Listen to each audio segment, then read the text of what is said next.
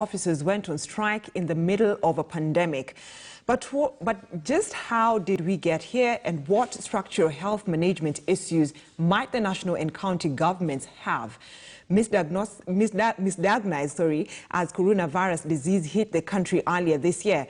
Murimi Mwangi takes a closer look. As the country sneezed in shock with the March 13th Friday afternoon confirmation of the first case of the coronavirus disease, a baptism by fire was in the offing for the men and women who would in the next few months be frontline soldiers in the counter-COVID-19 war. The age-old healthcare workers' demands at the time notwithstanding, here was a new and foreign pandemic, whose neutralization demanded a fairly new set of medical protocols and protective equipment, whose procurement was just as urgent as sorting out the outstanding healthcare workers' welfare to get them psychologically ready for the momentous task ahead of them. Our people, united, shall never be defeated. Then, with the COVID-19 numbers on an upward trajectory and just over a month since the first COVID-19 case was reported, the Kenya National Union of Nurses in late April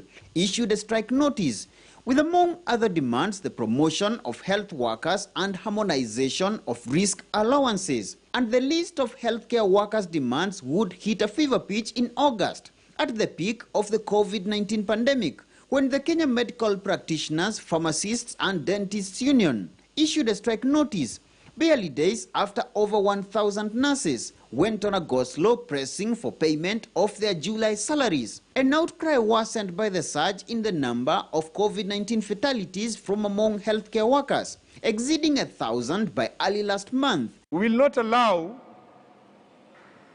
that soldiers who are on the front line, who are supposed to carry the burden of this disease in this country, being left to their own devices. You do not even cater for their bills. Okay. Is this not so serious? If those issues are addressed in that manner, then we feel that those we can now provide a platform on how to negotiate and agree on other issues. The routine of extraordinary national and county government summits on the COVID-19 doing little to resolve the stalemate, worsened by a financial standoff between governors and the National Treasury on disbursement of funds to the counties. 2 months now, we have not received money from the national government. And the national government has not asked us to sit down and tell us what are the issues so that we can understand them and we can know what to do together. When a facility is improved, it's not the doctors who are being treated there, it's the people they are helping. So it's better for the people.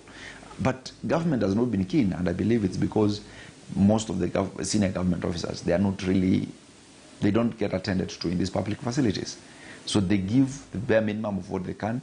They use this particular issue as an income generating, aspect for them. Dialogue is already ongoing. Let us partner together. We will find a solution, but please let us not allow the innocent citizen to suffer. Clearly a sick nation in urgent need of a cure to the raging public health crisis, ironically at a time the world is grappling with the COVID-19 pandemic. Murimi Mwangi, KTN News in Nairobi. Murimi Mwangi, thank you so much for that report. Bring us to the end of KTN News Center. Thank you so much for watching, and thanks to the men and women behind the scene who make KTN News Center a success. My name is Brenda Zeda Radido. I pave way for Lofty Matambo, who's up next with Leo Mashinani. Enjoy the rest of your viewing.